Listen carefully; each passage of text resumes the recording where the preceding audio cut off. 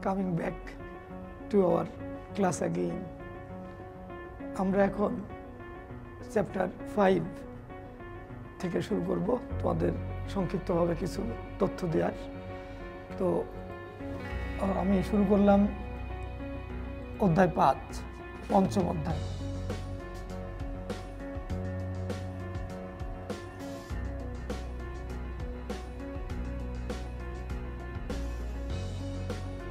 কাজ, ক্ষমতা ও শক্তি।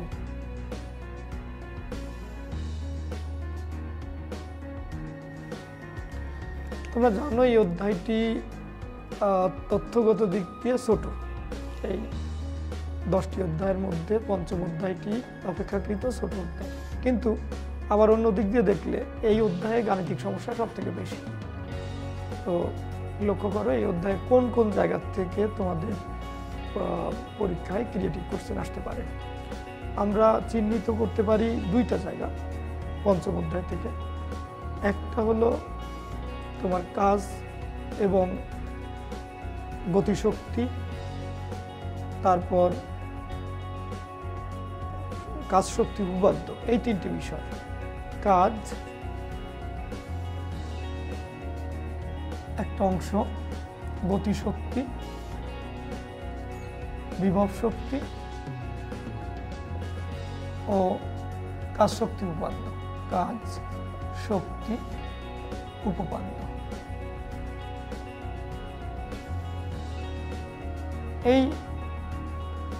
এই কয়টা অংশ এবং বিভব শক্তি আরেকটা অংশ। বিভব শক্তি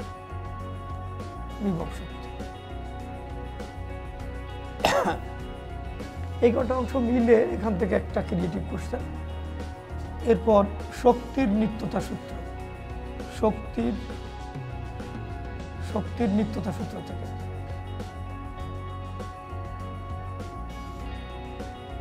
এই শক্তির নিত্যতা সূত্র, এই জায়গাটা সব থেকে বেশি ইম্পর্টেন্ট তোমাদের জন্য। তো লক্ষ্য করো, শক্তির নিত্যতা সূত্র প্রযোজ্য হতে পারে মুক্তভাবে পড়ন্ত বস্তুর ক্ষেত্রে, সেখান থেকে ক্রিয়েটিভ কোশ্চেন, যেটা 9-10 লেভেলের জন্য বেশি গুরুত্বপূর্ণ। তারপর শক্তির নিত্যতা সূত্র তোমার কার্যকর হয় সরল দোলকের বেলায়। সরল দোলক তোমরা জানো, সরল দোলকের গতিপথের সব বিন্দুতে যান্ত্রিক শক্তির নিত্যতা সূত্র কার্যকর হয়। 3 নাম্বার পয়েন্টটা হলো আনত তলের উপর দিয়ে বস্তুর গতি। একটা আনত তলের উপর দিয়ে একটা বস্তু ছেড়ে দিলে তার গতিপথের বিভিন্ন জায়গায় গতিশক্তি আর বিভব শক্তির যোগফল ধ্রুব থাকে। এক্ষেত্রেও শক্তির নিত্যতা সূত্র পালিত হয়। এই শক্তির নিত্যতা সূত্রের উপর ভিত্তি করে এক ধরনের ক্রিয়েটিভ কোশ্চেন। আর আরেকটা অংশ থাকে, সেটা হচ্ছে স্প্রিংয়ে বিভব শক্তি, স্প্রিং বিষয়ক।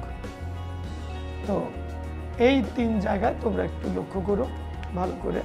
স্প্রিং রিলেটেড বিভিন্ন অঙ্ক বিভিন্ন টেস্ট পেপারে দিয়ে আছে, বিভিন্ন কলেজের শিক্ষকগণ করেছেন কোশ্চেন, বোর্ডের কোশ্চেন আছে, তোমরা সেগুলো একটু দেখবা। এই শক্তির নিত্যতা সূত্র বিষয় আর স্প্রিং, এই দুটো জায়গায় বেশি করে ফোকাস করবা।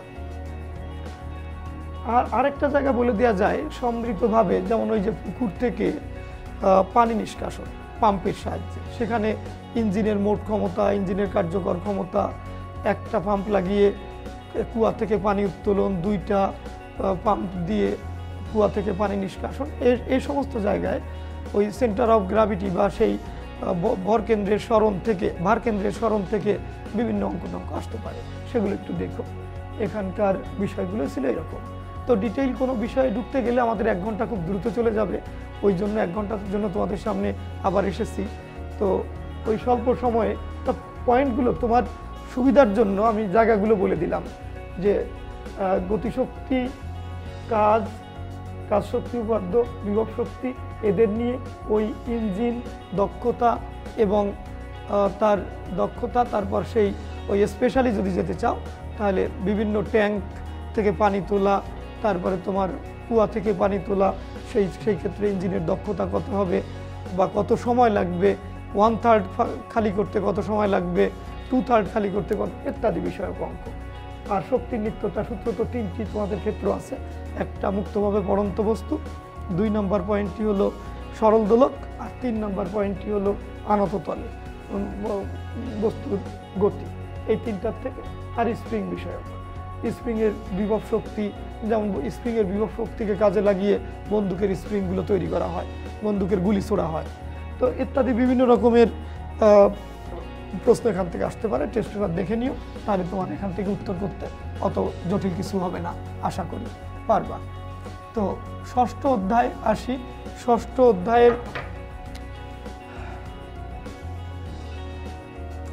অধ্যায়, এই অধ্যায়ের নাম মহাকর্ষ ও অভিকর্ষ। মহাকর্ষ ও অভিকর্ষ। অভিকর্ষ এই অধ্যায়ের আওতা একটু বেশ বিস্তৃত, একটু বড় অধ্যায়।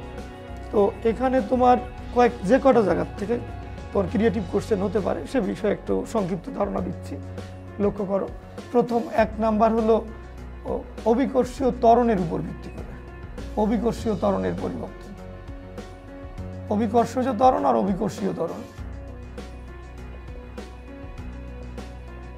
এটা ভূপৃষ্ঠ থেকে উপরে গেলে অভিকর্ষজ ত্বরণ কিভাবে পরিবর্তিত হয়, তারপর ভূপৃষ্ঠ থেকে ভূগর্ভের দিকে যেতে থাকলে অভিকর্ষীয় ত্বরণ কিভাবে পরিবর্তিত হয়, পৃথিবীর আহ্নিক গতির কারণে কিভাবে পরিবর্তিত হয়, এছাড়া পৃথিবীর পৃষ্ঠের বিভিন্ন স্থানেও তোমরা দেখেছো জি এর পরিবর্তন হয়। এই জি এর পরিবর্তন এই অভিকর্ষীয় ত্বরণের মধ্যে আমি বলতে চাচ্ছি জি এর বিভিন্ন ধরনের পরিবর্তন, পৃথিবীর আকৃতির কারণে, ভূপৃষ্ঠ থেকে বস্তুর দূরত্ব বৃদ্ধির কারণে, ভূপৃষ্ঠের অভ্যন্তরে পৃষ্ঠ থেকে দূরত্ব বৃদ্ধির কারণে, এছাড়া আহ্নিক গতির কারণে। এগুলোর 2-3টাকে একসাথ করে দিয়ে সেখান থেকে তোমার ক্রিয়েটিভ কোশ্চেন আসতে পারে। যেমন লক্ষ্য করো যে পৃথিবীর আহ্নিক গতির জন্য বিষুবরেখার উপর অবস্থিত কোনো বস্তুর কৌণিক বেগ কত, বার্ষিক গতির জন্য বিষুবরেখার উপর অবস্থিত বস্তুর রৈখিক বেগ কত, ইত্যাদিভাবে এই রৈখিক বেগ কৌণিক বেগের উপরে কোশ্চেন দিতে পারে।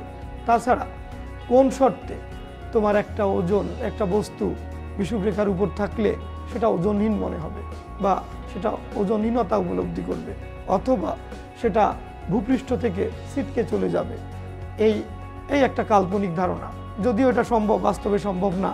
পৃথিবী থেকে একটা বস্তু ছিটকে চলে যাবে, পৃথিবীর অভিকর্ষ তাকে টেনে রাখে, তারপরেও পৃথিবীর কৌণিক বেগ কাল্পনিকভাবে কত হলে, কত বাড়ালে একটা বস্তু বিষুবরেখার উপর থেকে ছিটকে যাওয়ার উপক্রম হতে পারে, এ ধরনের কোশ্চেন আসতে পারে। তাছাড়া অভিকর্ষীয় ত্বরণের যে পরিবর্তন আহ্নিক গতির কারণে, স্পেশালি এটার উপর ভিত্তি করে ক্রিয়েটিভ কোশ্চেন আসতে পারে। এই গেল অভিকর্ষীয় ত্বরণের পরিবর্তনের কথা। এরপর আসে তোমার দ্বিতীয় অংশে আসে ওই তোমার কৃত্রিম উপগ্রহ এবং মুক্তিবেগ। কৃত্রিম উপগ্রহ আর মুক্তিবেগ,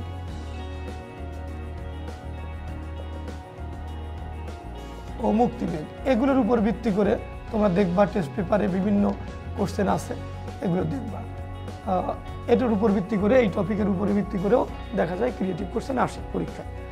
3 নাম্বারটা হলো তোমার মহাকর্ষীয় প্রাবল্য ও বিভব। মহাকর্ষীয় প্রাবল্য ও বিভব, মহাকর্ষীয় বিভব, এই টপিকটার উপরে ভিত্তি করেও ক্রিয়েটিভ কোশ্চেন আসতে পারে। তো তোমার এখানে 3টা স্পট দেখতে পাচ্ছ, একটা অভিকর্ষীয় ত্বরণের বিভিন্ন কারণে পরিবর্তন, কৃত্রিম উপগ্রহ ও মুক্তিবেগ, তারপর মহাকর্ষীয় প্রাবল্য ও বিভব। কোনো সময় দেখা যায় একটা গ্রহের আবহাওয়া মণ্ডল কেন গড়ে ওঠে না, তখন তোমার এই মুক্তিবেগের আলোকে সেটা ব্যাখ্যা করতে হয়। দেখা যায় ওই গ্রহের কোনো বস্তুর মুক্তিবেগ, মানে গ্যাসগুলো যে থাকে ভূপৃষ্ঠে, সেইগুলোর যদি তোমার গড় বর্গবেগের বর্গমূল, যেটা ওই বেগটা যদি মুক্তিবেগের কাছাকাছি হয় বা মুক্তিবেগের সমান হয় বা মুক্তিবেগের চেয়ে বেশি হয়, তাহলে ওই গ্রহে বা ওই উপগ্রহে তোমার আবহাওয়া গড়ে উঠবে না, আবহাওয়া মণ্ডল। যেমন চাঁদ, পৃথিবীর উপগ্রহ, চাঁদে কেন আবহাওয়া মণ্ডল নেই, এটার ওই তথ্য দিয়ে তুমি ব্যাখ্যা করতে পারবে। দেখবা ক্রিয়েটিভ কোশ্চেনের যে চাঁদের কেন আবহাওয়া মণ্ডল গড়ে ওঠে না, ওই মুক্তিবেগের সাথে কম্পেয়ার করতে হবে ওই গ্রহের গ্যাসের তোমার রুট মিন স্কোয়ার ভেলোসিটি, যেটা অর্থাৎ তোমার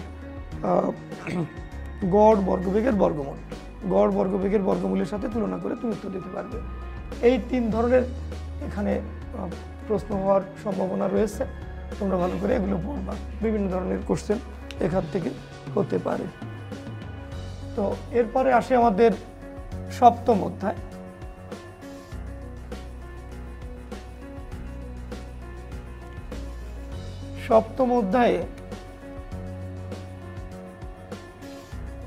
সপ্তম অধ্যায়টা হলো, নাম হলো পদার্থের গাঠনিক ধর্ম। পদার্থের গাঠনিক ধর্ম,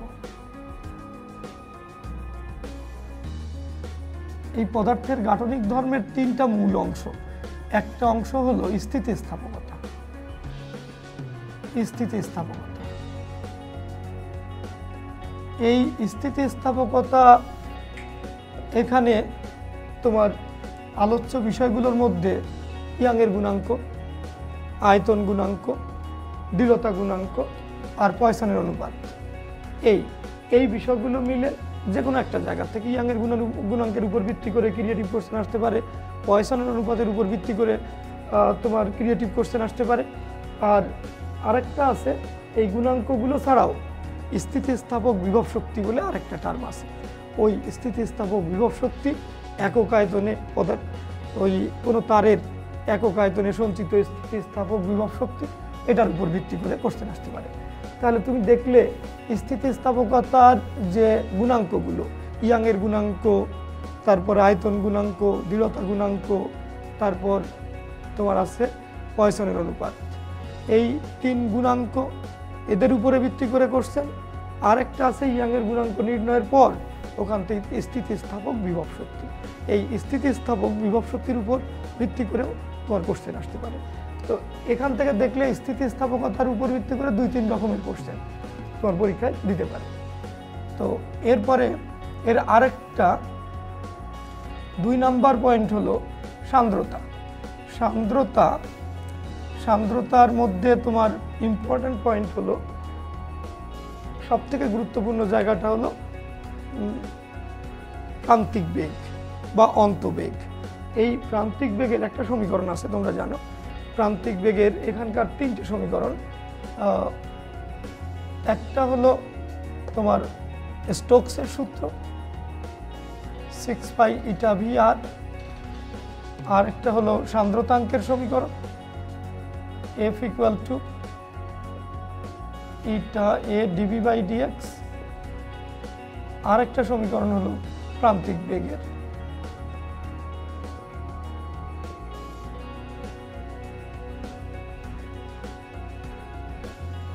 এই 3টা সমীকরণের উপর ভিত্তি করে তোমাকে ক্রিয়েটিভ কোশ্চেন দিতে পারে। স্পেশালি তোমার এটা নোটেবল, এটার উপরে ভিত্তি করে, অর্থাৎ প্রান্তিক বেগের উপর ভিত্তি করে ক্রিয়েটিভ কোশ্চেন আসতে পারে, লক্ষ্য রাখবা। সান্দ্রতা চলে গেল, এই অংশটা ছোট্ট অংশ। 3 নম্বরটা হলো পৃষ্ঠটান। পৃষ্ঠটানের এই পৃষ্ঠটান অংশটুকু গুরুত্বপূর্ণ অংশ। এখানে পৃষ্ঠটানের 2টা সমীকরণ গুরুত্বপূর্ণ। দেখো, 1 নাম্বার হলো তোমার পৃষ্ঠ শক্তি যেটা ডেল্টা এ ইন্টু টি। এই পৃষ্ঠ শক্তির উপর ভিত্তি করে তোমাকে ওই যে তোমার মনে আছে কি না, একটা পারদের ছোট্ট বড় গোলককে ভেঙে অনেকগুলো মিলিয়ন মিলিয়ন ছোট্ট ক্ষুদ্র ক্ষুদ্র গোলকে পরিণত করা হলো, সেখানে কত কাজ হলো। অথবা অনেকগুলোকে মিশিয়ে একত্রিত করে একটা গোলক তৈরি করা হলো, সেখানে কতটুকু তোমার কাজ হলো বা কতটুকু শক্তি নির্গত হলো, ইত্যাদি টাইপের কোশ্চেন। তো এখানে তোমার এই ডেল্টা এ মানে ক্ষেত্রফলের পরিবর্তন। ক্ষেত্রফলের পরিবর্তন হলো, যদি অনেকগুলো তৈরি করো, n সংখ্যক তৈরি করো, তাহলে 4m সংখ্যক ছোট্ট গোলকে তুমি বিভক্ত করো বড় একটা গোলককে, তাহলে হবে n ইন্টু 4 পাই আর স্কোয়ার, আর হলো 4 পাই আর স্কোয়ার ইন্টু টি। টি। এই বড় আর হলো বড় গোলকটির ব্যাসার্ধ, আর ছোট আর হলো প্রত্যেকটি ছোট গোলকের ব্যাসার্ধ, আর এন হলো ছোট গোলকের সংখ্যা। এটা একটা গেল। আরেকটা ফর্মুলা হচ্ছে তোমার 4/3 পাই আর কিউব ইকুয়াল টু হবে এন ইন্টু 4/3 পাই আর কিউব। এই আয়তন সমান করে দিয়ে, একটা বড় গোলকের আয়তন এন সংখ্যক ছোট গোলকের আয়তনের সমান করে দিয়ে তুমি এই ছোট আর আর বড় আর এর মধ্যে একটা রিলেশন তৈরি করতে পারো, এন ইন্টু আর কিউব। তো এখান থেকে তুমি এই দুটো আর এর মধ্যে, আগের সমীকরণে যে দুটো আর দেখতে পাচ্ছ, এই আর দুটোর মধ্যে তুমি একটা রিলেশন তৈরি করতে পারো। অর্থাৎ এই রিলেশন থেকে আর একটা আর জানা থাকলে আরেকটা আর বের করতে পারবা, আর এই পৃষ্ঠটান জানা থাকলে এখান থেকে আর একটা হলো যে তোমার কতটুকু কাজ যে তুমি তো বের করলে এই প্রক্রিয়ায়, অর্থাৎ একটাকে ভেঙে অনেকগুলো তৈরি করলে যে কাজ সম্পন্ন হয়, সেই কাজের সমীকরণটা যদি তুমি পেয়ে গেলে, তো এই কাজ আবার ওই পারদের গোলক বা সেই বৃষ্টির ফোঁটা তাদের তাপমাত্রা বাড়ায় কিনা। তখন একটা প্রশ্ন এরকম যে অনেকগুলো পানির ফোঁটা একটা পাত্রে পতিত হলো, সেই পাত্রের পানির তাপমাত্রার কোনো পরিবর্তন হলো কিনা, সে ধরনের দেখো এই ডাব্লুটা তখন তাপশক্তিতে রূপান্তরিত হবে কিউ, আর এই কিউ সমান তুমি জানো এমএস ডেল্টা থিটা। এই কটাকে সমন্বয় করে এখান থেকে যদি তাপমাত্রার পরিবর্তন তুমি বের করতে চাও, তাহলে ডেল্টা থিটা বের করবা। এম তুমি বের করতে পারবা, এম হলো পানির ভর, সেই সম্মিলিত যে পানিটা তার ভর। তা ভর তো তুমি জানবা যে বের করতে পারবা, ভর এম সমান আয়তন গুণ ঘনত্ব। আয়তন গুণ ঘনত্ব, আয়তন হলো আয়তন ইন্টু ঘনত্ব। তো আয়তন 4/3 পাই আর কিউব, পাই আর কিউব। তো এই আর তুমি আগে জেনেছো, আর জানো, সুতরাং এখান থেকে ভরও তুমি জেনে যাচ্ছ। কিন্তু রো আছে এখানে, রো হলো পানির ঘনত্ব তোমার জানা, সেখান থেকে এম বের করে ফেলছো। এস পানির আপেক্ষিক তাপ, তাও তোমার জানা। ডেল্টা থিটা কিন্তু এখান থেকে বের করতে পারো। অর্থাৎ এই সমীকরণগুলো মিলে তোমার একটা সিকিউ এখান দিতে পারে পরীক্ষায়। তো এগুলো খেয়াল রাখবা ভালো করে। পৃষ্ঠটানের অংশ গেল। এছাড়াও আরেকটা এখানে আমাদের আরেকটা ফর্মুলা আছে, একটু লক্ষ্য করো, সেটা আরেকটু বলে দিই। যে একটা বেলুনকে ফুলিয়ে যদি তুমি ছোট বেলুনটাকে বড় বেলুনে পরিণত করো, তাহলে সেক্ষেত্রে কতটুকু কাজ হবে, সেখানে 2 ডেল্টা এ ইন্টু টি। একটা ছোট বেলুনকে বা বাবলকে ফুলিয়ে যদি একটা বড় বাবলে পরিণত করো, তখন 2 ডেল্টা এ ইন্টু টি। আগেরটার থেকে একটু দেখো ডাবল হয়ে গেল এখানে। তাহলে 2 ডেল্টা এ মানে 4 পাই আর 2 স্কোয়ার মাইনাস 4 পাই আর 1 স্কোয়ার ইন্টু টি। এই সমীকরণ দিয়ে তখন তোমার কাজ বের করতে হবে। তাহলে এই পৃষ্ঠটানে দেখলে এই কয়টা সমীকরণ আছে। আরেকটা আছে কৈশিকতার জায়গা, কৈশিকতার জায়গায়, তাহলে ওটা আরেকটা জায়গা। কৈশিকতার একটা ফর্মুলা আছে। কৈশিকতায় যে পৃষ্ঠটান T equal to r rho g h plus r/3 divided by 2 cos θ। এটা কৈশিকতার ফর্মুলা। এখানে টি হলো পৃষ্ঠটান, তোমরা জানো। এইচ হলো কৈশিক নলে তরলের উত্থান বা অবনমন, আর হলো কৈশিক নলের ব্যাসার্ধ। এই থিটা হলো স্পর্শ কোণ। তাহলে তোমার এই ফর্মুলা দিয়েও তোমার ক্রিয়েটিভ কোশ্চেন আসতে পারে। সেখানে তুমি দেখো, যখন পারদ বা পারদের মতো তরল, তাদের ক্ষেত্রে এইচটা হবে নেগেটিভ। নেমে যাওয়ার ক্ষেত্রে এইচটা নেগেটিভ বসালে তোমার যে স্পর্শকোণ বের করতে বলে, তাহলে তুমি স্থূলকোণটা পেয়ে যাবা। আর যারা কৈশিক নল বেয়ে উপরে ওঠে, তাদের ক্ষেত্রে এইচটা হবে পজিটিভ। এটুকু একটু লক্ষ্য রাখতে হবে যে এই ফর্মুলায় যখন মান বসাবা, তখন যদি অবনমন বোঝায় তখন এইচের মানটা হবে ঋণাত্মক, আর যদি উত্থান বোঝায় কৈশিক নল বেয়ে তরলে, তখন ধনাত্মক বসাবা। তো এই ছিল এই অংশের আমাদের আলোচ্য বিষয়। তবে এখানে আরেকটু বলে রাখি, এখানে কিছু তোমার আছে অনুধাবন কোশ্চেন আছে, খুব গুরুত্বপূর্ণ কিছু অনুধাবন এই অধ্যায়ের আছে। যেমন লক্ষ্য করো, তোমার পানির পৃষ্ঠটান 72 ইন্টু 10⁻³ নিউটন পার মিটার বলতে কি বোঝায়, এটা একটা অনুধাবন করছে। আর ওদিকে হলো ইস্পাতের ইয়াংয়ের গুণাঙ্ক 2 × 10⁻11 নিউটন পার মিটার স্কোয়ার বলতে কি বোঝায়। তারপর ওই যে আন্তঃআণবিক বল বনাম আন্তঃআণবিক দূরত্ব লেখচিত্র থেকে কিভাবে স্থিতিস্থাপকতা ব্যাখ্যা করা যায়, এই তিনটে বললাম গুরুত্বপূর্ণ। এছাড়া তোমার ওই পানির সান্দ্রতাঙ্ক, একটা গাণিতিক ফিগার আছে দেখবা, 0.001 newton per metre square second অর্থাৎ প্যাসকেল সেকেন্ড বলতে কি বোঝায়, এ ধরনের একটা অনুধাবন। এছাড়া দেখো ওই সান্দ্রতার উপর তাপমাত্রার প্রভাব, ওখান থেকে আরও অনুধাবন আছে। যেমন লক্ষ্য করো যে গরম পানি যখন এর মধ্যে দিয়ে পাইপ লাইনের মধ্যে দিয়ে প্রবাহিত হয় তখন এটা দ্রুত প্রবাহিত হয়, কেন, এটা কেন হয়। তারপর ওখানে লক্ষ্য করবা যে তাপমাত্রা বাড়লে তরলের সান্দ্রতাঙ্ক হ্রাস পায়, কেন হ্রাস পায় এটার ব্যাখ্যাটা শিখবা, যে তাপমাত্রা বাড়লে তরলের সান্দ্রতাঙ্ক বা সান্দ্রতা হ্রাস পায়, তো এটা কেন হয়। এছাড়া তোমার যদি তুমি তাপমাত্রা বাড়াও তাহলে গ্যাসের সান্দ্রতা আবার বৃদ্ধি পায় বা গ্যাসের সান্দ্রতাঙ্ক বৃদ্ধি পায়, এটা কেন, এটা তুমি কারণ ব্যাখ্যা করবা। তো পাইপ লাইনের মধ্য দিয়ে যখন গরম গ্যাস প্রবাহিত হয় তখন সে বেশি বাধাগ্রস্ত হয়, মানে ধীরে প্রবাহিত হয়, কেন। বা পাইপ লাইনের মধ্য দিয়ে যখন গ্যাস প্রবাহিত হয় ঠান্ডা গ্যাস, ওটা দ্রুত প্রবাহিত হয়, কেন। এই ধরনের অনুধাবন করছেন, এখান থেকে বেশ কার্যকর পরীক্ষা আসে, তোমরা এগুলো খেয়াল রাখবা ভালো করে। তো এরপর আসবো আমরা অষ্টম অধ্যায়। অষ্টম অধ্যায়ের নাম পর্যাবৃত্ত গতি। অষ্টম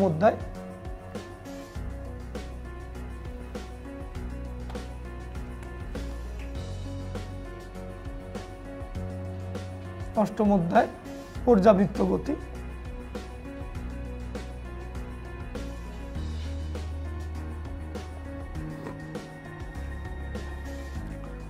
পর্যাবৃত্ত গতির মূলত দুটো অংশ, একটা হলো সরল সন্ধিত গতি অংশ, আরেকটা অংশ হলো সরল দোলক।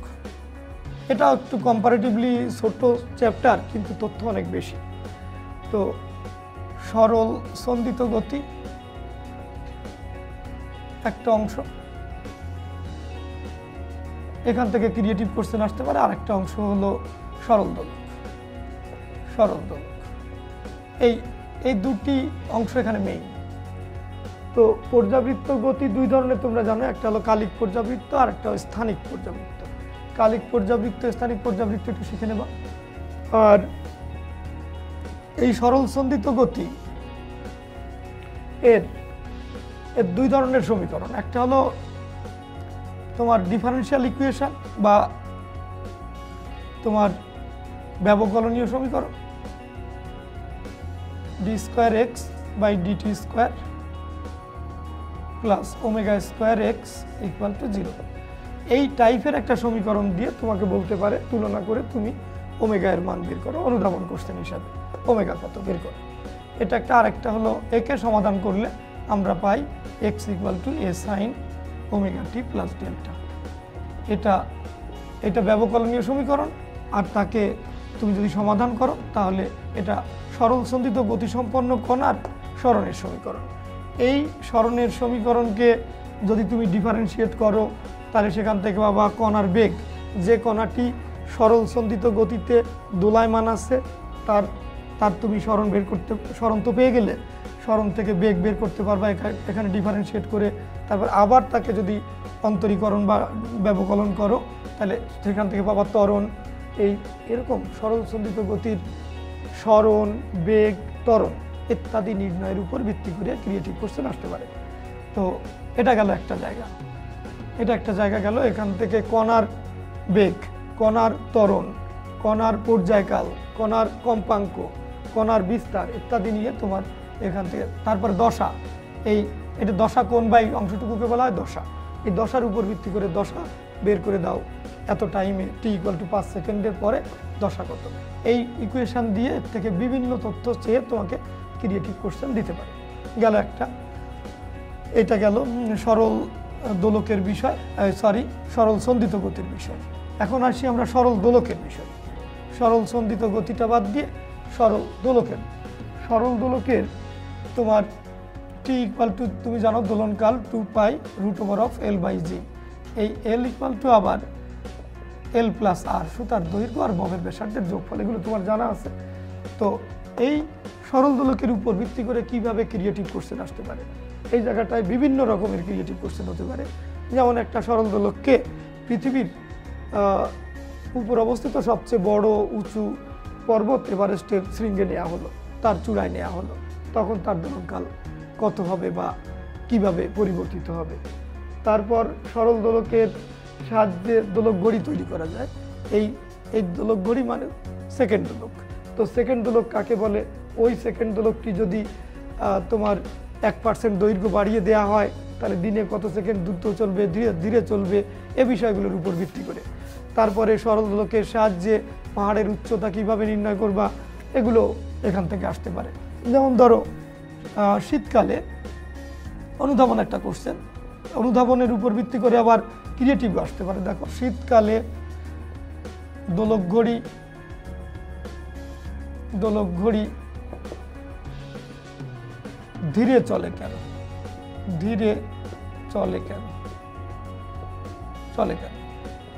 এই প্রশ্নের উত্তর দেখো বিভিন্নভাবে দেওয়া যায়। যদি তোমাকে গাণিতিকভাবে চাই তাহলে একরকম, আর তোমার সাধারণ জ্ঞান দিয়ে যদি উত্তর দিতে চাও তাও দেওয়া যাবে। যেমন তুমি জানো দোলনকাল টি ইকুয়াল টু 2π√L/g, এই সমীকরণ তুমি জানো। তো এখন দোলক ঘড়ি মানে কিন্তু সেকেন্ড দোলক, যার দোলনকাল 2 সেকেন্ড। এখন এই এলটা শীতকালে কি হয়, দোলক ঘড়ির যে তার দিয়ে ঝোলানো হয় ববটাকে, সেই তার সংকুচিত হয়ে ছোট হয়ে যায়। এল ছোট হয়ে গেলে কি হবে, টি দ্রুত চলে, দোলক ঘড়ি শীতকালে দ্রুত চলে কেন, দ্রুত চলে, অর্থাৎ এর এল কমে গেলে দোলনকাল কমে যাবে, তার মানে সে ঘড়িটা দ্রুত চলবে। এই দ্রুত চলে কেন, এটা একটা উত্তর দিতে পারো। যদি তোমাকে চায় যে আসলে দ্রুত চলে তো কত সেকেন্ড দ্রুত চলবে, সেই দ্রুত চলার জন্য দেখো দিনে কত সেকেন্ড দ্রুত চলবে, তাহলে সেই ক্ষেত্রে তুমি টি প্রাইম ইকুয়াল টু লিখতে পারো 2 × 86400 divided by 86400 minus n, minus n হবে না প্লাস n হবে, ধীরে চলে দ্রুত চলে, তাহলে এটা প্লাস n হবে। তো n হচ্ছে এই nটা হলো দিনে n সেকেন্ড যদি দ্রুত চলে সেটা হচ্ছে n। তো এই সমীকরণ দিয়ে তুমি ঐকিক নিয়মে না করে এরকম সমীকরণ দিয়ে করতে পারবে। আর গ্রীষ্মকালে কি হয়, গ্রীষ্মকালে দৈর্ঘ্য বেড়ে যায়, দৈর্ঘ্য বেড়ে গেলে এটা কি হয়, দোলনকালও বেড়ে যায়, দোলনকাল বেড়ে গেলে ধীরে চলবে। তাহলে কত সেকেন্ড ধীরে চলবে গ্রীষ্মকালে, T prime equal to 2 × 86400 minus n, এই ফর্মুলা দিয়ে তুমি গ্রীষ্মকালেরটা বের করতে পারবা। তো এইভাবে একটা সরল দোলকের যদি নির্দিষ্ট পার্সেন্টেজে দৈর্ঘ্য বাড়ে তাহলে দিনে কত সেকেন্ড দ্রুত বা ধীরে চলবে, এর উপর ভিত্তি করে ক্রিয়েটিভ কোশ্চেন আসতে পারে। সেগুলো একটু দেখবা ভালো করে, বিভিন্ন বইতে করে দেওয়া আছে, ওগুলো লক্ষ্য করো। আর একটা আছে স্প্রিং, এই অধ্যায়ের এই সরল সন্ধিত গতির মধ্যে স্প্রিংয়ের আবার সমন্বয় আছে। স্প্রিং সেক্ষেত্রে স্প্রিংয়ের কোশ্চেনের সমন্বয় দিয়ে ক্রিয়েটিভ কোশ্চেন আসার সম্ভাবনা অপেক্ষাকৃত কম। এই যদি পারো স্প্রিংয়ের সমন্বয় থেকে 2-1টা কোশ্চেন দেখে নিও, বা টেস্ট পেপারে 2-1 জায়গায় পাবা স্প্রিংয়ের সমান্তরাল সমবায়, স্প্রিংয়ের শ্রেণী সমবায় ইত্যাদি। তো এই গেল আমাদের অষ্টম অধ্যায়ের একটু শর্ট আইডিয়া। তবে শেষে যে কথাগুলো বললাম, পাহাড়ের উচ্চতা নির্ণয়, তারপরে সরল দোলক বা সেকেন্ড দোলক দিনে কত সেকেন্ড দ্রুত চলে বা ধীরে চলে, এই হিসাব কিতাবের উপর ভিত্তি করে তুমি ক্রিয়েটিভ কোশ্চেনের প্রস্তুতি নিবা ভালো করে। আর দ্বিতীয় ছিল কি আমাদের ওই যে সরল সন্ধিত গতি, যে ইকুয়েশন দুটো দেখালাম, x = a sin ωt plus delta, ওই জাতীয় সমীকরণকে ডিফারেন্সিয়েট করে কণার বেগ বের করা যায়, কণার ত্বরণ বের করা যায়, কণার সরণ বের করা যায়, পর্যায়কাল বের করা যায় ইত্যাদি উপরে ভিত্তি করে ক্রিয়েটিভ কোশ্চেন দেখবা। এই গেল নবম অধ্যায়। নবম অধ্যায়ে আমরা চলে আসি। নবম অধ্যায়ে নাম হলো তরঙ্গ। এই তরঙ্গ অধ্যায়টি বেশ বড়। তরঙ্গ অধ্যায়টি বেশ বড় অধ্যায়। এখানে দেখো প্রথম হচ্ছে তোমার 9, 10-এর সেই জায়গাটা, 9, 10-এ যা পড়েছিলে এই সমীকরণগুলো। প্রথম অংশে সমীকরণগুলো হচ্ছে তোমার মনে করো B equal to F lambda একটা, টি ইকুয়াল টু তোমার 1/f, আবার ওমেগা ইকুয়াল টু 2πf, এই যে সমীকরণগুলো, আবার S equal to N lambda, এই সমীকরণগুলোর উপর ভিত্তি করে 9, 10-এর সেই ধরনের কোশ্চেন। তো আর 2 নাম্বার আসো, এইটুকু যদি বাদ দাও, এটা মাঝে মধ্যে আসে এখান থেকে। এরপরে আসে তোমার অগ্রগামী তরঙ্গ। অগ্রগামী তরঙ্গের সমীকরণটা, সাধারণ সমীকরণটা এই y equal to a sin 2π/λ bt minus x. এই যে সমীকরণটি দেখলে প্লাস মাইনাসও দিতে পারো, অথবা y equal to a sin 2π/λ bt plus x. এই দুটো সমীকরণ অগ্রগামী তরঙ্গের সমীকরণ। তো এই অগ্রগামী তরঙ্গের সমীকরণ থেকে যে ক্রিয়াটি আসতে পারে, তোমার যেতে পারে এখান থেকে তরঙ্গের বেগ বের করো, তারপরে তরঙ্গ দৈর্ঘ্য বের করো, তারপরে পর্যায়কাল বের করো, কৌণিক কম্পাঙ্ক বের করো, ইত্যাদি কোশ্চেন বলতে পারে। আবার দুটি অগ্রগামী তরঙ্গ তোমাকে একসাথে দিয়ে বলতে পারে যে এদের থেকে উভয়টার থেকে বেগ বের করো, বেগের তুলনা করো, তারপরে বলতে পারে যে ওরা ওই তরঙ্গ দুটি উপরিপাতনের ফলে যে নতুন তরঙ্গ সৃষ্টি হয় সেই বিট সৃষ্টি হবে কিনা, ওই তরঙ্গ দুটি দ্বারা বিট সৃষ্টি হবে কিনা। তখন তোমাকে ওই কম্পাঙ্ক বের করতে হবে। কম্পাঙ্ক বের করে তখন তুমি কম্পাঙ্কের পার্থক্য জানো, বিট সৃষ্টির হার প্রতি সেকেন্ডে যে কয়টি বিট উৎপন্ন হয়, তো কম্পাঙ্কের এই সমস্ত জায়গা থেকে আমরা কম্পাঙ্ক বের করতে পারবো। তথ্য অনুসারে কম্পাঙ্কের পার্থক্য যদি বিট, সেখানে বিট উৎপন্ন হবে কিনা বলতে পারো। তারপরে বলতে পারে বিট না বলে একটু ইনডাইরেক্টলি বলতে পারে যে সুরবিরাম কত হবে, সুরবিরাম বের করো। তোমরা জানো কম্পাঙ্কের অনুপাত হলো সুরবিরাম, ইত্যাদি বিভিন্ন ধরনের কোশ্চেন করতে পারে এই অগ্রগামী তরঙ্গের থেকে। তারপর 3 নাম্বারে আসো। 3 নাম্বার স্থির তরঙ্গ। স্থির তরঙ্গের ওই অগ্রগামী তরঙ্গের উপরিপাতনের ফলে হয় স্থির তরঙ্গ। এই স্থির তরঙ্গের সমীকরণ হলো 2a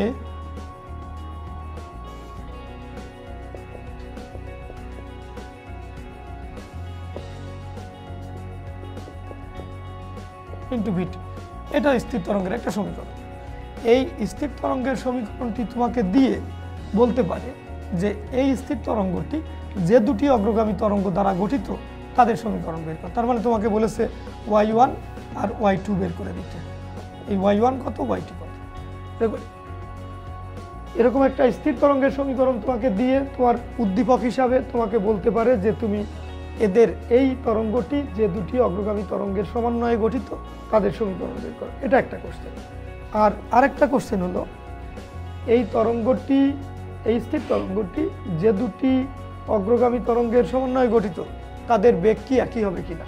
তো বেগ বের করে তুমি দেখাবা দুটোর বেগই তো একই হবে সংজ্ঞানুসারে, তো বের করলেও তাই একই হবে। তারপরে বলতে পারে এরা কি কোনো বিট সৃষ্টি করবে, তো অবশ্যই এরা বিট সৃষ্টি করবে না, কারণ এদের কম্পাঙ্ক একই হবে। তো এই গেল তোমার স্থির তরঙ্গের প্রশ্ন। স্থির তরঙ্গ তোমাকে দিয়ে বলতে পারে এই সমস্ত প্রশ্নগুলো যে এরা যে দুটো অগ্রগামী তরঙ্গের সমন্বয়ে গঠিত স্থির তরঙ্গটি তাদের সমীকরণ বের করো। তারপরে বলতে পারে যে এদের প্রত্যেকের বেগ কি একই হবে কিনা, এই দুটো তরঙ্গের তুমি সেই বেগ বের করে দেখাবা। বেগ অবশ্যই একই হবে না, বেগ ভিন্ন, বেগ একই হবে এবং এরা কোনো বিট সৃষ্টি করবে না। তো গেল 4 নাম্বারে। 4-এ হলো তোমার বিটের অংশ। 4-এ হলো বিটের উপর থেকে কি কোশ্চেন হতে পারে। বিট, এই বিটের দেখো আমরা জানি যে বিট সৃষ্টির হার, তার মানে 1 সেকেন্ডে যে কয়টি বিট উৎপন্ন হয় তা উৎস দুটোর কম্পাঙ্কের পার্থক্যের সমান। এইটা হলো আমরা জানি। তো এখান থেকে যদি আমরা f2 অজানা হয় তাহলে f1 সমান হবে +- n। তো এখানে তোমার বিভিন্ন ধরনের কোশ্চেন এখান থেকে দিতে পারে এই বিটের উপরে। যেমন লক্ষ্য করো যে একটা এ বি দুটো সুরশলাকা, এদের একসাথে শব্দায়িত করলে 7টা বিট তৈরি হবে। মনে করো এ বি দুটো সুরশলাকা তোমাকে বলে দিল, এদের একসাথে শব্দায়িত করলে 7টি বিট প্রতি সেকেন্ডে উৎপন্ন হলো। এখন এর বাহুতে মোম লাগালো, মোম লাগিয়ে আবার শব্দায়িত করলো, বা একে ভারী করলো, ভর বাড়ালো, ভর বাড়িয়ে আবার শব্দায়িত করলো, শব্দায়িত করলে বিটের সংখ্যা একই হবে। এবারেও তুমি ওই মোম লাগানোর বা ভারী করার পূর্বে এবং পরে ওই এর কম্পাঙ্ক বের করে দাও, বি এর কম্পাঙ্ক অবশ্য তোমাকে দেয়া থাকবে, আর ওই ঘটনাটি ব্যাখ্যা করো। এ ধরনের বিভিন্ন কোশ্চেন আসতে পারে পরীক্ষায়। ওই ভর হ্রাস করা, ভর বৃদ্ধি করা সুরশলাকার, তারপরে তাদের দ্বারা বিট তৈরি করে বিটের সংখ্যা বাড়তে পারে, বিটের সংখ্যা সমান থাকতে পারে, বিটের সংখ্যা কমতে পারে। এই বৃদ্ধি কম বা সমান থাকার উপরে কোশ্চেন আসতে পারে। আবার তোমাকে অনেকগুলো সুরশলাকা দিয়ে দিল, মনে করো 64টি সুরশলাকা তোমাকে দিয়ে দেওয়া হলো। এই বলল যে এই 64 সংখ্যক সুরশলাকাকে তুমি তাদের ক্রমবর্ধমান কম্পাঙ্কে সাজালে, সাজিয়ে যে কোনো দুটি সুরশলাকা পরপর, মানে ধরো সপ্তমটা অষ্টমটা, এদের শব্দায়িত করলে 4টি বিট, অর্থাৎ পরপর যে কোনো দুটি সুরশলাকাকে শব্দায়িত করলে তুমি 4টি বিট পাও। তো আরেকটা পয়েন্ট বলে দিল, তোমার প্রথম শেষ সুরশলাকার কম্পাঙ্ক প্রথম সুরশলাকার অষ্টক বলে দিয়ে তোমাকে বলল যে প্রথম অথবা শেষ সুরশলাকার কম্পাঙ্ক বের করো।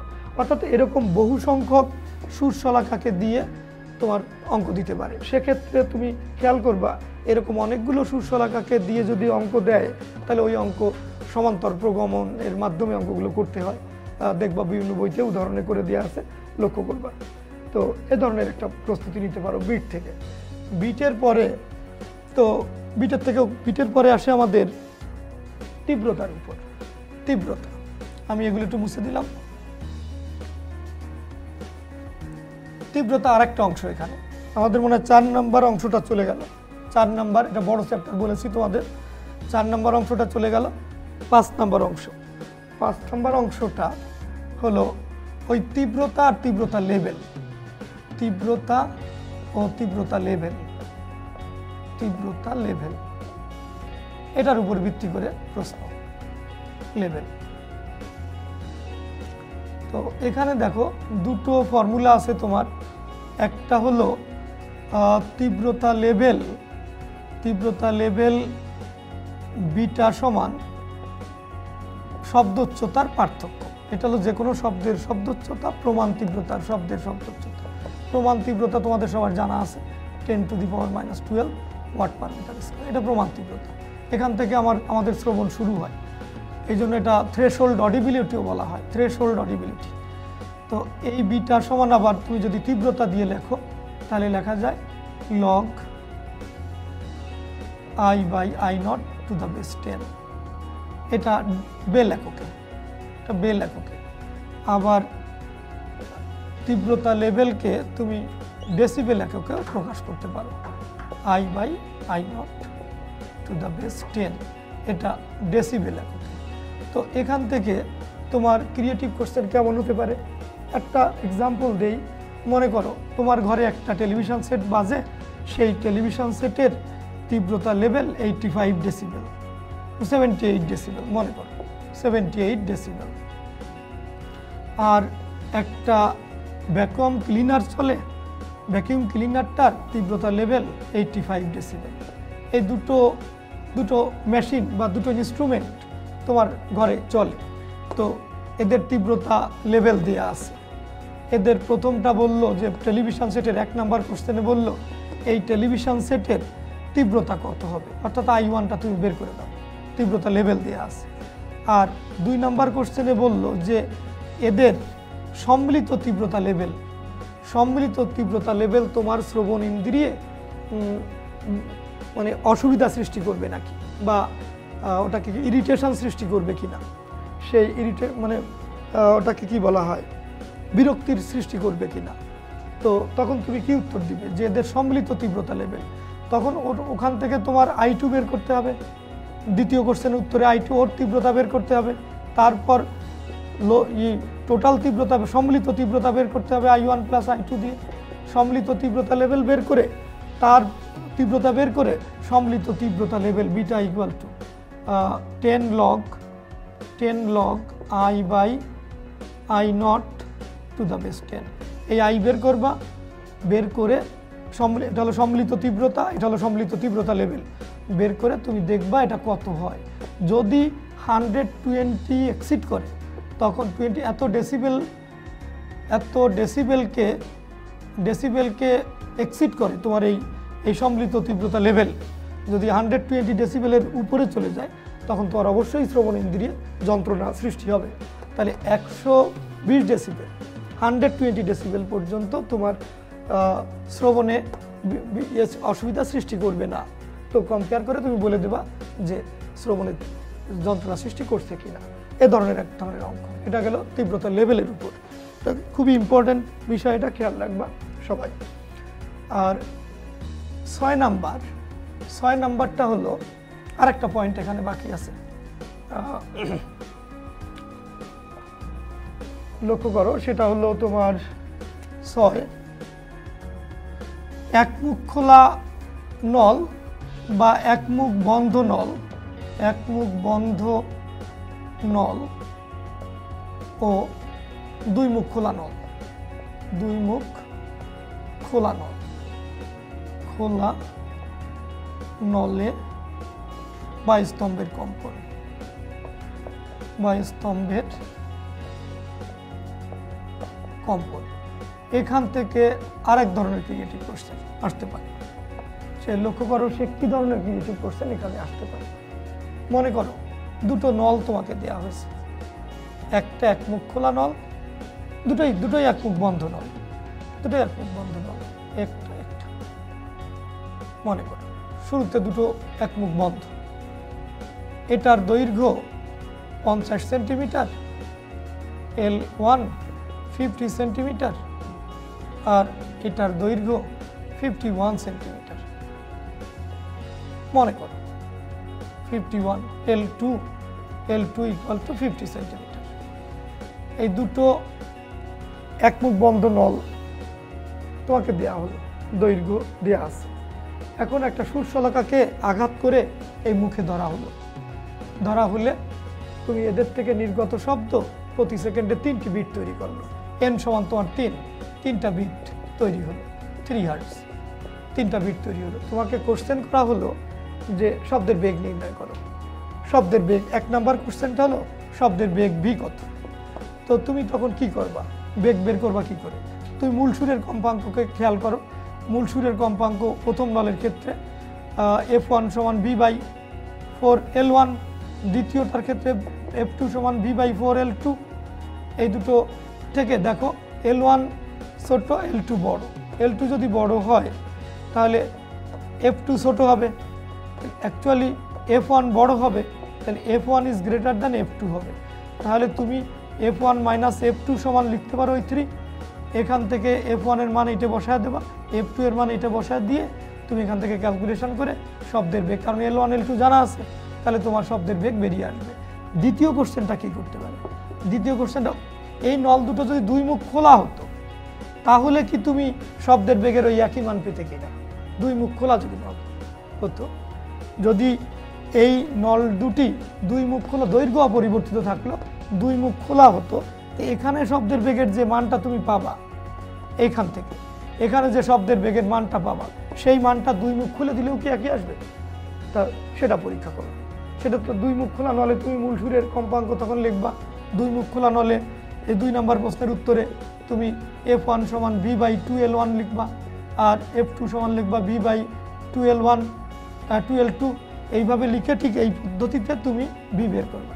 দেখবা ভি এর মান একই হবে না, একই হবে না, কারণ দুই নলে বায়ুস্তম্ভের কম্পনের মোড একরকম হয় না। এখানে এক মুখ বন্ধ নলে শুধু বেজোড় হারমোনিকগুলো পাওয়া যায়, দুই মুখ খোলা নল থেকে জোড় বেজোড় সব হারমোনিক পাওয়া যায়। সুতরাং বিট সংখ্যা এখানে যদি 3টে হয়, এখানে 3টে হবে না, এখানে ডাবল হয়ে যাবে। এই কারণে তোমার এই দুই মুখ খোলা নল আর এক মুখ খোলা নলে একই অবস্থায় বেগের মান, শব্দের বেগের মান একই পাওয়া যাবে না।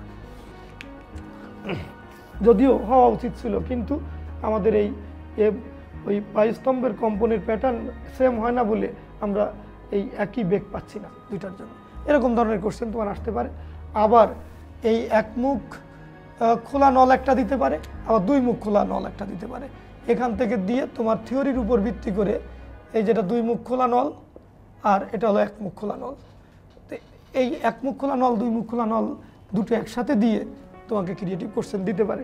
একটু দেখে নিও, বিভিন্ন বইতে আছে, অত ডিটেইল আলোচনা করার সময় আমাদের হাতে নেই, এজন্য অতিশয় দুঃখিত আমি।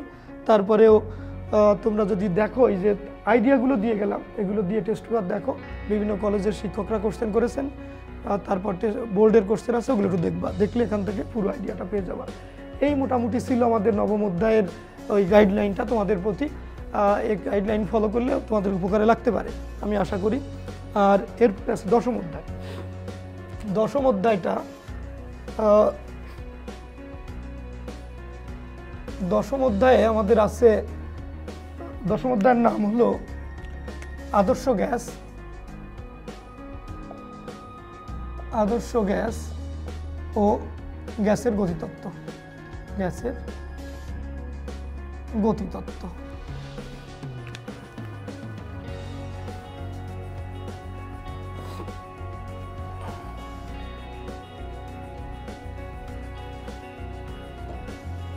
গ্যাসের গতিতত্ত্ব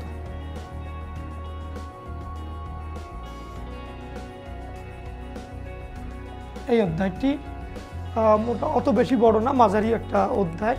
এই অধ্যায়ের আলোচ্য বিষয় অনেক সহজ, তোমরা নিশ্চয়ই সে সম্পর্কে ধারণা আছে। তো আমাদের প্রিয় ছাত্রছাত্রীরা, আমাদের সময় খুব কম হাতে, ওই জন্য তোমাদের মন মতো করে কিছু পড়াতে পারলাম না, তারপরেও দেখো যতটুকু পারি। এটার তিনটে অংশ এই অধ্যায়। প্রথম অংশটা হলো গ্যাস সূত্রাবলী, গ্যাসের সূত্রাবলী। গ্যাস সূত্রাবলী, বয়েলের সূত্র, চার্লসের সূত্র আর চাপীয় সূত্র, এই তিনটে সূত্র মিলে আমরা এখানে গ্যাস সূত্রাবলী বলছি। এখান থেকে ওই যে বয়েলের সূত্রের অঙ্ক আসতে পারে, P1B1 = P2V2, এই ফর্মুলা দিয়ে তোমার অঙ্ক ক্রিয়েটিভ কোশ্চেন আসতে পারে। যেমন এক্সাম্পল হিসাবে ওই যে বুদবুদের অঙ্কগুলো তোমাদের মনে আছে, একটা সমুদ্রের তলদেশ থেকে একটা বুদবুদ উঠলো, তো তার আয়তন ওখানে ছিল যা তার 3 গুণ 4 গুণ 5 গুণ 10 গুণ হয়ে গেল ইত্যাদি দিয়ে অঙ্ক আসতে পারে। সেই অঙ্কগুলো লক্ষ্য করবা। সেখানে পানির বিশুদ্ধতা নিয়ে কোশ্চেন করতে পারে। বিশুদ্ধতা বলতে পানির ঘনত্ব নির্ণয় করে তখন দেখাবা যে এই পানির ঘনত্ব এটা ঠিক আছে, আর যেটা তুমি জানো পরীক্ষিত মানের সমান। বিভিন্ন কোশ্চেন আসতে পারে। এই একটা গেল। 2 নাম্বার হলো গ্যাসের গতিতত্ত্ব। গ্যাসের গতিতত্ত্বে এই জায়গাটা একটু বেশি লম্বা, গ্যাসের গতিতত্ত্ব। তো গ্যাসের গতিতত্ত্ব দেখো কি কি সেখানে আছে, কি কি তোমার কোশ্চেন হতে পারে, ক্রিয়েটিভ কোশ্চেন। গ্যাসের গতিতত্ত্বের মূল বিষয়বস্তু হলো গড় বর্গবেগের বর্গমূল।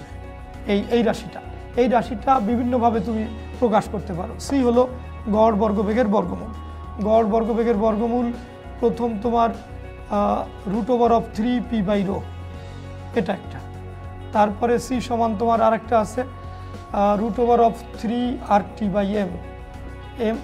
এম হলো আণবিক ভর বা এক মোলের ভর, আর হলো মোলার ধ্রুবক, টি পরম তাপমাত্রা জানো। এই সি সমান আবার তুমি লিখতে পারো √3kT/m। 3kT/m।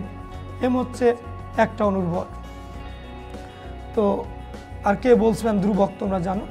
আবার সি সমান তুমি লিখতে পারো √C1/C2 √T1/T2। এই দেখো কতগুলো ফর্মুলা সি এর। তার মানে তোমার এক একটা অবস্থা ভেদে তোমার কিভাবে ডেটা দেওয়া আছে সেই অনুসারে তুমি এই ফর্মুলা সিলেক্ট করে ব্যবহার করবা।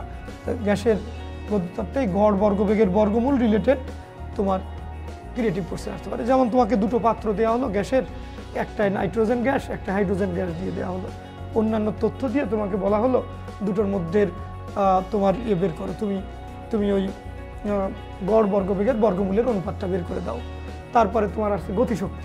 গতিশক্তি ই সমান মোট গতিশক্তি 3/2 nRT, এটা মোট গতিশক্তি। মোট গতিশক্তি একটু টু পরিবর্তন করে তুমি লিখতে পারো M/m/RT, এভাবে লিখতে পারো। তো n হচ্ছে মোল সংখ্যা, 1 মোলের জন্য হলে তো তুমি জানো n = 1 হয়ে যাবে।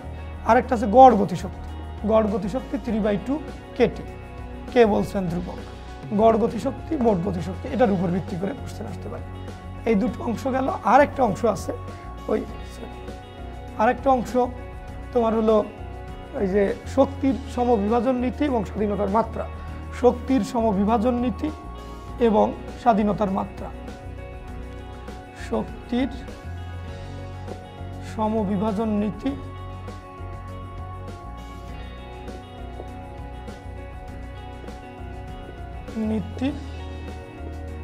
ও স্বাধীনতার মাত্রা, ডিগ্রিজ অফ ফ্রিডম,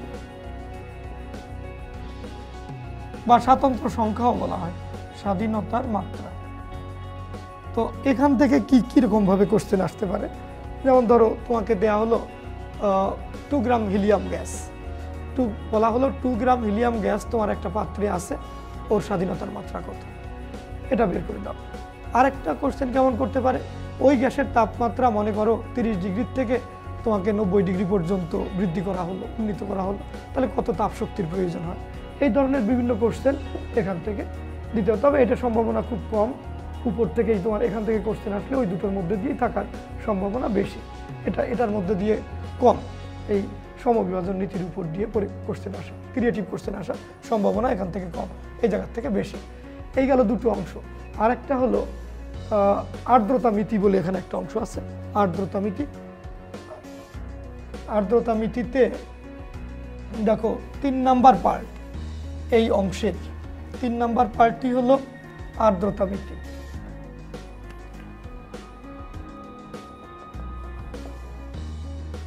আর্দ্রতা মিতি, এই আর্দ্রতা মিতি এই অংশে আছে তোমার পরম আর্দ্রতা, শিশিরাঙ্ক, আপেক্ষিক আর্দ্রতা, এই 3টি রাশি, পরম আর্দ্রতা, শিশিরাঙ্ক, আপেক্ষিক আর্দ্রতা। তো এর উপর ভিত্তি করে তুমি দুটো এখানে ফর্মুলা পাচ্ছ।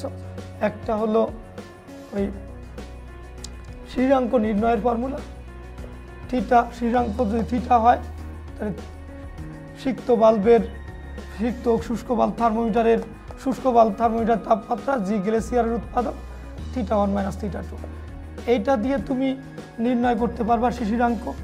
আর একটা আছে R = 100%। এই তো শিশিরাঙ্কের সম্পৃক্ত জলীয় বাষ্পের চাপ আর বায়ুর তাপমাত্রা সম্পৃক্ত জলীয়, এটা দিয়ে আপেক্ষিক আর্দ্রতা নির্ণয় করা যায়। এখান থেকে কি ধরনের কোশ্চেন আসতে পারে, যেমন মনে করো কোনো একদিন বায়ুর তাপমাত্রা 30 ডিগ্রি সেলসিয়াস, আর বায়ুর তাপমাত্রা মানে শুষ্ক বাল্ব থার্মোমিটারের তাপমাত্রা, আর ওই দিন সিক্ত বাল্ব থার্মোমিটারের তাপমাত্রা আরেকটা 28 ডিগ্রি সেলসিয়াস, আর গ্লেসিয়ারের উৎপাদক এটা দিয়ে আসে। তাহলে বলা হলো শিশিরাঙ্ক বের করো এবং আপেক্ষিক আর্দ্রতা বের করো, আনুষঙ্গিক অন্যান্য ডেটা তোমাকে দেওয়া হলো। এরকমভাবে দিয়ে আরও একটা ডেটা সেট দিয়ে তোমাকে বলতে পারে, ধরো একটা দিল চট্টগ্রামের জন্য, একটা ডাটা সেট দিয়ে দিল তোমাকে ঢাকার জন্য। তো বললো যে কোন জায়গার আপেক্ষিক আর্দ্রতা বেশি, অথবা বললো কোন জায়গার লোক বা কোন জায়গার মানুষ অধিকতর অস্বস্তি বোধ করবে, ইত্যাদি বিষয়ের কোশ্চেন এখান থেকে দিতে পারে। তো তোমরা এগুলো একটু যত্ন করে পড়বা। এখান থেকে এই মোটামুটি ছিল আমাদের অতি দ্রুত তোমাদের এই টোটাল ফার্স্ট পার্টের উপরে একটা গাইডলাইন দেওয়ার প্রয়াস। তো জানি না কতটুকু তোমাদের উপকারে লেগেছে। এত কম টাইমে তোমাদের মনোবল বৃদ্ধি করা ছাড়া আর কোনো শেখানো কিছু আমি পারিনি, ওইটুকু তোমরা ক্ষমা সুন্দর দৃষ্টিতে দেখবা। আর পরীক্ষার পূর্ব রাত্রের জন্য বা পরীক্ষার জন্য তোমাদের কিছু কথা বলতে চাই, সেগুলো একটু জেনে নাও। আমাদের সময় মনে হয় আমরা শেষ সময়ের দিকে চলে এসেছি, আমাদের হাতে হয়তো আর 2-4 মিনিট সময় থাকতে পারে। তো লক্ষ্য করো যে বিষয়গুলো তোমার পরীক্ষার পূর্ব রাত্রে এবং পরীক্ষার হল পর্যন্ত তোমার যে দরকার যেগুলো জানা, সেগুলো একটু তোমাকে বলে দিই। তোমাদের মানে আমার বাস্তব জীবনের সাথে মিল দিয়ে এবং তোমাদের বয়সে যখন আমি ছিলাম সেই সমস্ত অভিজ্ঞতা থেকে কয়েকটা কথা তোমাদের বলতে চাই। যদিও কথাগুলো তুমি বিভিন্ন শিক্ষকের কাছ থেকে শুনে থাকতে পারো, তারপরেও আমাদের কাজ হলো আবার তোমাকে স্মরণ করিয়ে দেওয়া বারবার, তোমার যেন ভুল না হয়। পরীক্ষার হলটা তো এমনি একটা খারাপ জায়গায় স্টুডেন্টদের জন্য, তো ওই জন্য বলছি, সতর্ক করে দিতে আমরা চাই। তো প্রথমে তুমি ঠিক টাইমে উপস্থিত হওয়া পরীক্ষার হলে, কোনোভাবেই পরীক্ষার হলে দেরি করে পৌঁছানো যাবে না। পরীক্ষার হলে দেরি করে গেলেই মস্তিষ্ক উত্তেজিত হয়, কিছুক্ষণ লেখাই যায় না। তো তারপরে তোমার কোশ্চেন সিলেকশন তোমাকে খুব সতর্কতার সাথে করতে হবে। তোমার ভালো অপশান আছে, 8টা আছে, 8টার মধ্যে থেকে পদার্থবিজ্ঞানে তোমাকে 5টা কোশ্চেন লিখতে হয়। সে বিষয়ে তুমি খেয়াল রাখবা তুমি কোন 5টা কোশ্চেন ভালো পারো, যেখান থেকে তোমার কম লস হয় বা লস উইদাউট লস তুমি যাতে সকল প্রশ্নের উত্তর করতে পারো, সেভাবে তোমাকে সিলেকশন করতে হবে। আর তোমাকে একটা দৃষ্টি রাখতে হবে যে তুমি পার কোশ্চেনে কতটুকু সময় পাচ্ছ, সেদিকের দিকে একটু খেয়াল রাখতে হবে। তবে চিন্তিত হওয়ার কারণ নেই, একটায় যদি একটু বেশি সময় লেগেও যায় তো অন্যটায় সেটা মেকআপ করতে পারবা। ওইভাবে তুমি তারপরেও একটু হিসাব রাখবা। রোল নাম্বার, রেজিস্ট্রেশন নাম্বার, এগুলো কেয়ারফুলি, খুব শান্ত সুস্থ মস্তিষ্কে এগুলো তুমি ফিল আপ করবা, কোনোভাবেই এগুলো ভুল করা চলবে না। তারপর অবাঞ্ছিত কথাবার্তা উত্তরে না লিখে উত্তরগুলো প্রাসঙ্গিকভাবে তুমি উত্তর দেবা, তোমার যথার্থ উত্তর দেবা। আর না জেনে উল্টোপাল্টা সায়েন্সে লেখা আমি মনে করি না ভালো। তারপরেও তোমার যখন পরীক্ষার হলে স্টুডেন্ট অনেক নিরুপায় হয়, তখন লিখতে থাকে নিজের মত মতো করে, তো ওটা খারাপ না, তো তুমি ট্রাই করতে পারো। এই ছিল। আর আমরা খাতা মূল্যায়নের ক্ষেত্রে আমরা দেখে থাকি যে পার্টে যেখানে একটা অঙ্ক থাকে, সহজ একটা অঙ্ক থাকে সব ক্ষেত্রেই, ওই সহজ অঙ্কটি করতে গিয়েও তোমরা ঝামেলা করো। কারণ লিখে টিকে তুমি শেষে এককটা লেখো না, এককটা না লিখে তোমার অবশ্যই 1 নাম্বার কাট হয়ে যাবে, ওখান থেকে তুমি 1 নাম্বার কম পাবো। তো ওই জন্য সাবধান সবাই, ওই পার্টের উত্তরটা যখন শেষ হয়ে যাবে তুমি অবশ্যই তার একক লিখবা, একক লিখতে কেউ ভুল করবে না। তো আর তুমি জানো যে ডেটাগুলো যদি সঠিক ইউনিটে নিয়ে তুমি যদি ফর্মুলাটা লিখে দিতে পারো তাহলে ওখানে 1 পাবা, আর যদি ডেটাগুলো বসাতে পারো তাহলে 2 পাবা। ক্যালকুলেশন রং হলেও তুমি 2 নাম্বার পাবা, এটা মনে রেখো। সুতরাং সঠিকভাবে ক্যালকুলেশন না করলে 1 নাম্বার কাট হয়ে যাবে। আর সর্বোপরি কথা হলো, আরেকটা কথা, অনুধাবনের উত্তরগুলো অবশ্যই প্রাসঙ্গিকভাবে দেবা, যে জায়গা থেকে তার উত্তর আসবে ঠিক সেই জায়গাটায় ফোকাস করবা, টিচার তোমার প্রতি অত্যন্ত খুশি হবেন। আর আরেকটা মনে রাখবা যে তোমার টেক্সট বইয়ের শিখনফলে যেগুলো বলা হয়েছে, সেই শিখনফল থেকেই কোশ্চেনগুলো তোমার ওই চতুর্থ পার্টটা অর্থাৎ পার্টটা পার্টটা তোমার কোশ্চেনগুলো আসবে। অধিকাংশ ক্ষেত্রেই শিখনফলের প্রতি একটু লক্ষ্য রেখো। প্রত্যেকটা চ্যাপ্টার পড়ার আগে কোন টপিকের, আমি যে টপিকগুলো তোমাদের উল্লেখ করে দিলাম ওগুলোর মধ্যে শিখনফলটা কী আছে সেটার উপর একটু লক্ষ্য রাখবা। শিখনফলকে সাধারণত গুরুত্বের সাথে দেখে আমরা যারা কোশ্চেন করি বা যারা কোশ্চেন করেন তারা খেয়াল রাখেন ওই শিখনফল আমাদের কারিকুলাম, ওটা মনে রাখতে হবে। ওই কারিকুলামের বাইরে ইউজুয়ালি যাওয়া হয় না, তো তোমরা ওগুলো ভালো করে দেখে তারপরে বাইরে যদি পড়তে পারো পড়বা। ওকে, এই ছিল। আর সবচেয়ে বড় কথা হলো তোমার শরীর এবং মন দুটোই সুস্থ রাখতে হবে পরীক্ষা ভালো করার জন্য, এর কোনো বিকল্প কিছু নেই। তো তার জন্য তোমার মস্তিষ্ককে যদি তুমি সুস্থ না রাখতে পারো তাহলে মস্তিষ্কের কাছ থেকে তুমি কিছু পেতে পারো এমন আশা করা যায়? কোনোভাবেই না। এই জন্য তুমি অবশ্যই পরীক্ষার পূর্বরাত্রে, বিশেষ করে সায়েন্স পরীক্ষাগুলো, ফিজিক্স, কেমিস্ট্রি, ম্যাথমেটিক্স, বায়োলজি, এগুলো পরীক্ষার আগে তুমি অন্ততপক্ষে 7 থেকে 8 ঘন্টা ঘুমাবা। 7 থেকে 8 ঘন্টা ঘুমালে পরের দিন তুমি 3 মাস, 4 মাস, 6 মাস আগের পড়াও তোমার মস্তিষ্ক তোমাকে দিতে থাকবে, তুমি ঠিক মতো উত্তর পাবা, সেখান থেকে খুব সাবলীলভাবে উত্তরগুলো আসতে থাকবে।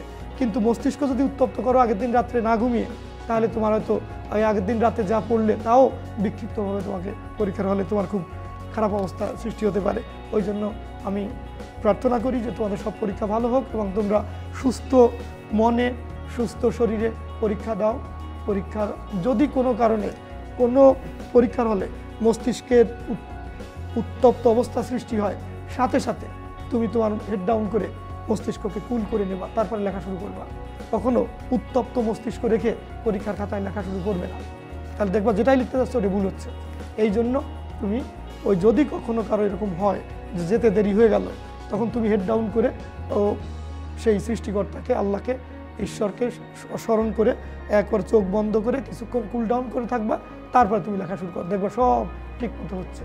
তোমাদের প্রতি অশেষ শুভেচ্ছা রইল, আশীর্বাদ রইল, তোমরা ভালো করো, মঙ্গল করো।